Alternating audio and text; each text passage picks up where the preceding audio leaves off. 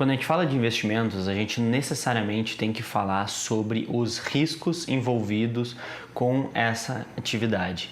Então, no vídeo de hoje, eu vou trazer aqui dois conceitos extremamente importantes para todo mundo que está querendo se envolver no mercado financeiro. Então, vamos lá.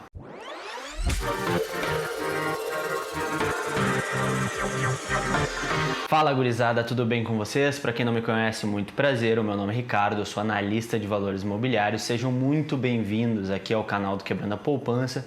Aqui a gente fala sobre educação financeira e também sobre investimentos.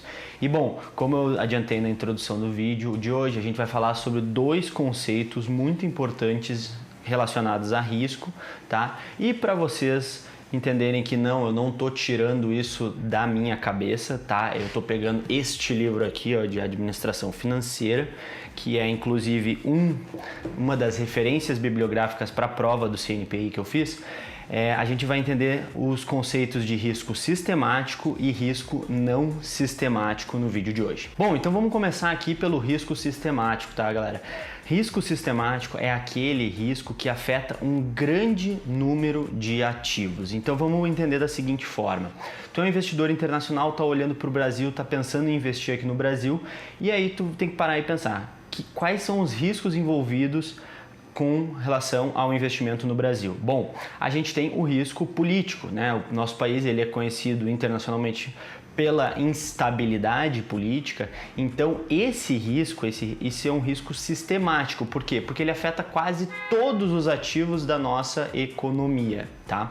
Isso vale tanto para renda fixa quanto para renda variável, tá? Então, o risco nesse caso, o risco político, né, a instabilidade política é um risco sistemático para os ativos brasileiros.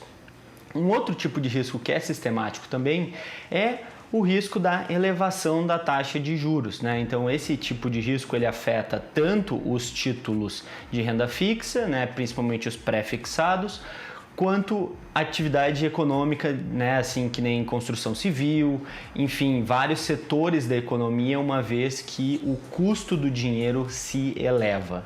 Já o risco não sistemático é aquele risco que afeta só alguns ativos, em muitos casos um único ativo, tá? Então vamos pensar na seguinte situação, vamos dizer que um fundador de uma empresa decide se aposentar, né? Isso é um risco para aquele ativo, porque sempre que rola uma mudança na diretoria da empresa, né, no conselho e tudo mais, a empresa ela redefine as suas prioridades, então acaba gerando alguma instabilidade ali, pelo menos em algum momento, né, algum período de tempo. Então, mas se a gente parar para pensar, essa saída desse fundador, ele não afeta outras empresas ou não afeta um setor inteiro da economia, não, ele vai afetar só aquele ativo específico. Para a gente, como investidor, esse risco, o não específico, ele também é conhecido como risco diversificável, porque como ele afeta só alguns ativos ou pouquíssimos ativos ou apenas um único ativo, a gente consegue reduzir ele dependendo da diversificação da nossa carteira, né? Então a gente tem que entender que esse conceito, quando a gente está comprando, vamos dizer assim, a gente só tem uma única ação na nossa carteira, a gente está 100% exposto ao risco específico ou ao risco não sistemático daquele único ativo. Quando a gente bota um segundo ativo de mesmo peso na nossa carteira, a gente acaba reduzindo a nossa exposição ao risco específico daquele ativo de 100% para 50%, porque agora a gente tem dois ativos na mesma proporção. Lembrando que isso é sempre uma média ponderada, tá? Então, quanto mais concentrado tu tiver em um único ativo, maior vai ser o teu risco específico da carteira com relação àquele ativo, tá? Quando a gente tem uma carteira bem diversificada, a gente acaba conseguindo reduzir bastante esse risco específico, tá? Até o ponto que ele quase chega a zero. Ele nunca vai chegar efetivamente a zero, mas ele pode chegar muito próximo a isso.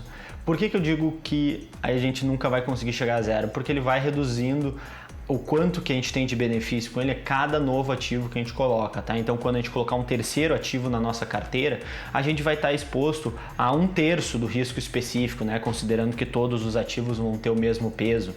Então, a gente tem que entender esse conceito e principalmente para a gente pensar o quão diversificado a gente quer a nossa carteira, quanto de esforço a gente vai fazer para escolher mais ativos e acompanhar mais ativos na nossa carteira para reduzir esse risco específico, tá bom? Lembrando que o risco sistemático a gente não consegue reduzir ele, tá? Então ele vai estar ali presente. O que a gente consegue é, como o risco, né, a gente tem que considerar o risco sistemático e o risco não sistemático, a gente reduzindo o risco não sistemático, a gente consegue reduzir o risco total da nossa carteira de investimentos. Beleza? Eu espero que vocês tenham gostado, não se esqueçam de se inscrever aqui no canal, curtir esse vídeo e eu vejo vocês na semana que vem. Valeu!